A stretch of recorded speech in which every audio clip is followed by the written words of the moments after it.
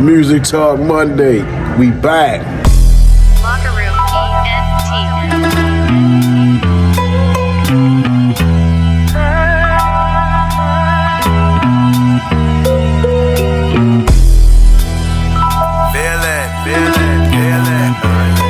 Welcome back to Music Talk Monday.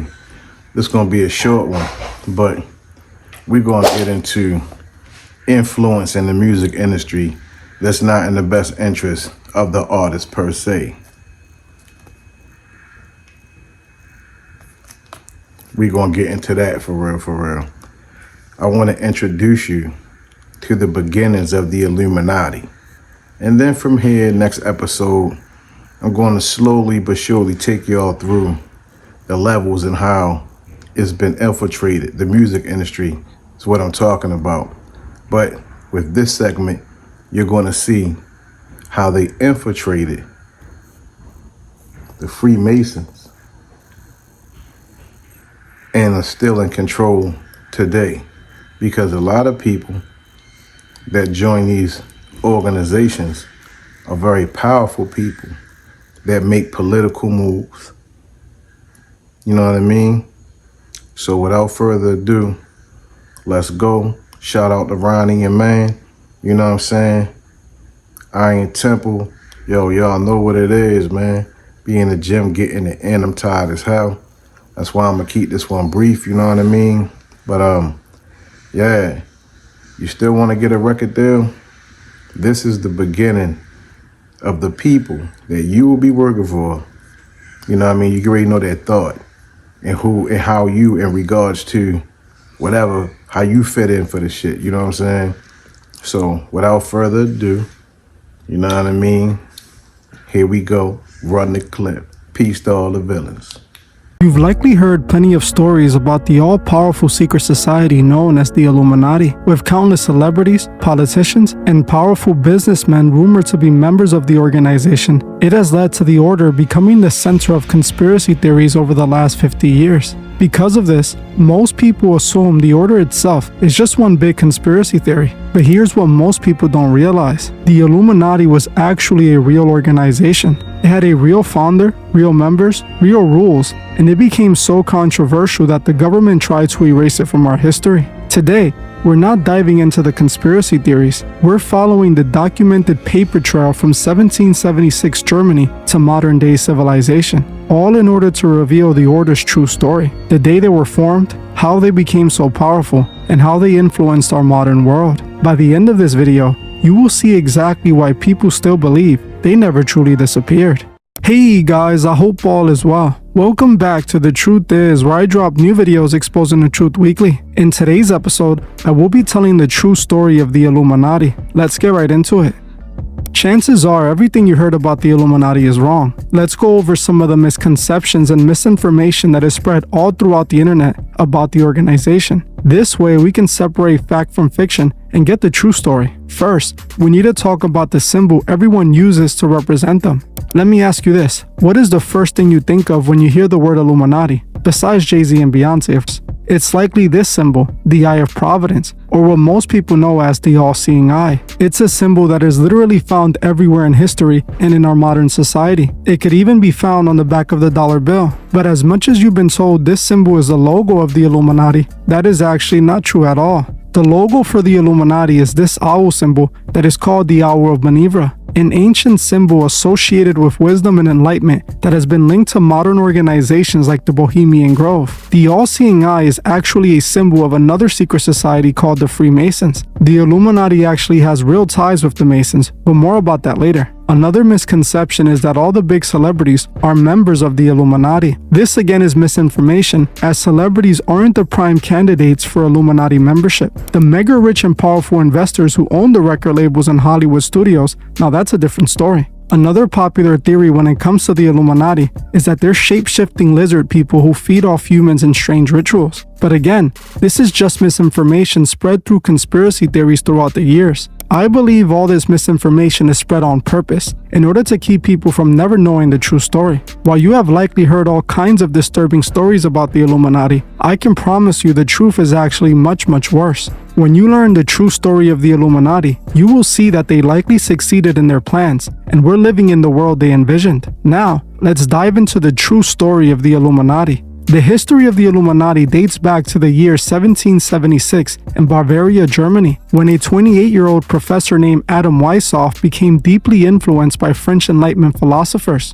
During these days, the church maintained significant political and economic control, and they controlled everything. Weishaupt hated how much control the church had over all aspects of society. Although educated by Jesuits, Weishaupt became a fierce critic of the order. He was the first professor of canon law at his university who wasn't a Jesuit, and he felt stifled and frustrated by the continued influence of former Jesuit priests over the university and his own career. Weishaupt initially considered joining a Masonic lodge to find a community of free thinkers like him. However, he found Freemasonry too expensive and too steeped into mysticism and tradition. This led him to decide that his own secret wisdom school was necessary to achieve his radical political and social goals. Weishaupt believed that the existing monarchy and church institutions repressed freedom of thought. He envisioned a secretive network of elite individuals, initially his own students, who would be trained in Enlightenment principles to eventually occupy key positions in the state and subtly reform society from within.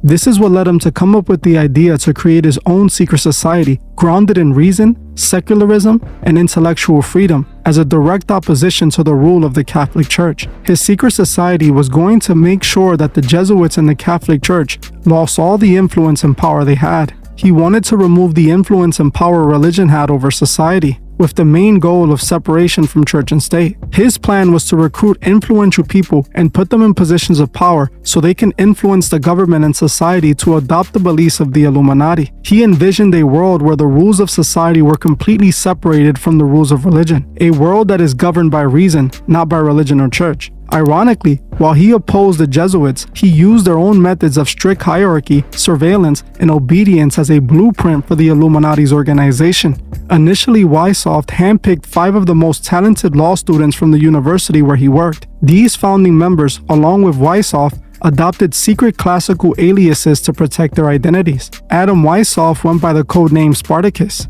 The group remained a small student circle until 1777, when it began recruiting more influential figures to gain social standing. Initially, Weishaupt was having trouble finding influential people to join his group. His organization lacked the influence, and he didn't have any of the mystical factor other secret organizations were known for. Basically, he didn't have any influential members or any secret rituals or a degree system. This is when Weishaupt came up with a genius plan to solve his problem. Why doesn't he just join an already established secret society and steal their most influential members and rituals? That's exactly what he was gonna do. And what better secret society to infiltrate than the powerful Freemasons? In 1777, he joined the Masonic Lodge specifically to gain access to their social networks of noblemen, intellectuals, and powerful officials. By fishing for members in Masonic lodges, the Illuminati could target men already accustomed to secret rituals and degree structures. In 18th century Europe, Freemasonry was a respected, widespread secret society.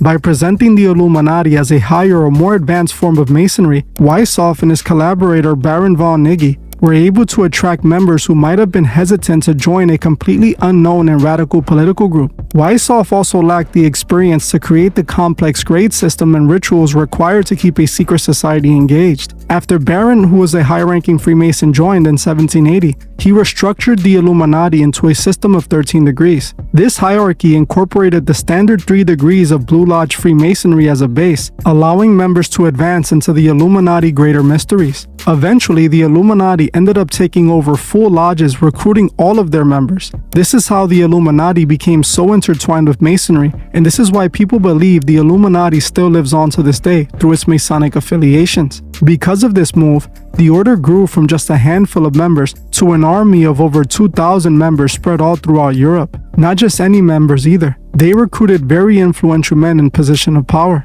Now that they had the members, they had to roll out their plans in order to establish a new order of life. The order sought out to completely remove religious influence from public life and replace established Christianity with a religion of reason. They hoped to do this by overthrowing the monarchical governments and curbing the abuse of state of power to free humanity from political oppression. They also wanted to work towards the advancement of women's education. Despite excluding women from their early ranks, documented plans found in seized papers outlined the creation of a female branch and the promotion of broader education for women, which was revolutionary for the era. Documents suggest they supported radical reforms for the time, including equal rights for men and women and the legalization of divorce and family planning. They were even supportive of abortions, which were considered an abomination at the time. Just as the organization was becoming extremely influential and powerful, everything started to fall apart for the order. The same man who helped Adam Weishaupt create the Illuminati would eventually start causing its destruction. Adam Weishaupt and Baron von Niggy started to disagree with the direction the Illuminati was heading in.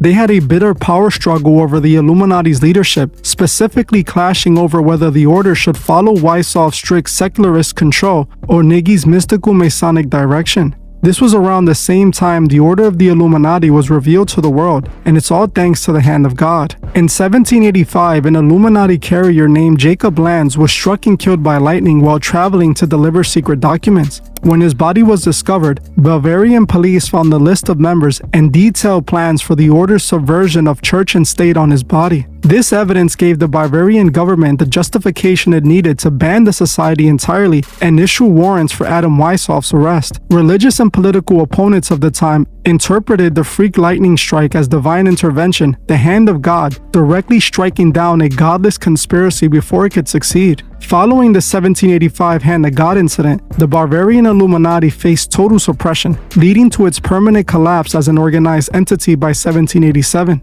In August of that year, they confirmed the order's prohibition and imposed a death penalty for anyone attempting to recruit new members. Adam Weishaupt was stripped of his professorship at the university he worked at and was banished from Bavaria. He lived the rest of his life under the protection of Duke Ernest II, where he wrote several books defending the order before dying in 1830. Numerous other prominent members were arrested, imprisoned, or driven from their homes. Some members had their homes raided, yielding further evidence of the group's radical plans, including invisible ink receipts and defense of atheism. While some minor attempts were made to continue variations of the order elsewhere, such as the Illuminati of Saxony or the German Union, these efforts were unsuccessful and collapsed by 1790. Now, while the Illuminati order was destroyed, there is no documented evidence of the authorities going after the Freemason lodges that were connected to the Illuminati order. I find it interesting how they avoided going after them and didn't stop them like they did the Illuminati, knowing that the Illuminati had basically taken over chapters of Masonry. What's interesting is that many people actually blame the Illuminati for the French Revolution. The French Revolution was a period of major social and political disruption from 1789 to 1799, during which the French people overthrew their absolute monarchy, abolished the feudal system, and established a republic based on the principles of liberty, equality, and fraternity, essentially establishing the new order the Illuminati envisioned. It was rumored this was achieved by the remaining Illuminati members who were in position of power within Masonry. In fact, a Freemason at the time wrote a whole book explaining this. John Robinson, a Scottish psychiatrist and a Freemason himself, independently published proofs of a conspiracy against all the religions of Europe in 1798. He made claims arguing the Illuminati had infiltrated Freemasonry and were plotting a new world order and were behind the French Revolution itself. But some academic historians today widely agree that the Illuminati played no actual role in orchestrating the French Revolution. The group was suppressed and effectively defunct by 1787, 2 years before the revolution began.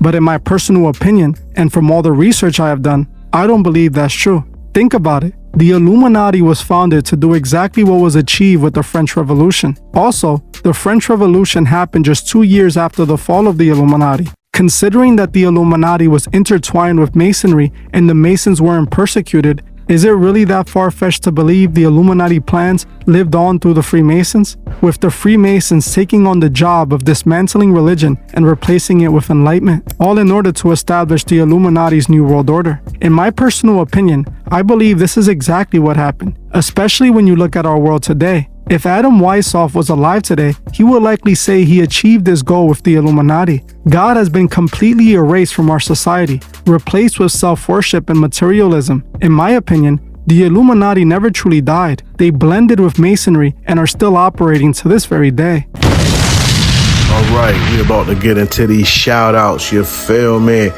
Jay Watts was good. Daily Vision, Locker Room ENT, BMG was good. Bag Life, yo, Born Divine, Indie Boom, Wu-Tang Management, Protect Your Neck Records, DJ DC Hollywood, Rest in Power, my guy. Bag Life Dynasty, Sonia Davis, Taylor BTV was good, Queen. Baltimore, Tia Tuesdays, Bag Life Shirts, Aville was good, fam. Jimmy Mills was good, fam. Kick Across was good. My man Danny, AOT was good. Nick Soprano was good. Randall Iron Temple was good, fam. Neef, Coda, holla at me. DJ Main, DJ Frank Cola, Wisdom Beats, Sean Torre, Colada, Dr. Dunny, Balti Mega, Singar Superior, Young Damo, Mr. Diesel Fuel TV, Street Legal Entertainment, All the Villains, Amon, Ricky Jacobs, GQ was good. Shouts out. Peace to everybody, you feel me? Hey, yo, we gotta keep it moving, protect the gate. We gotta gatekeep all that, you know what I'm saying? Shout out to all the villains once again. We out. Bag Life Villains, nigga.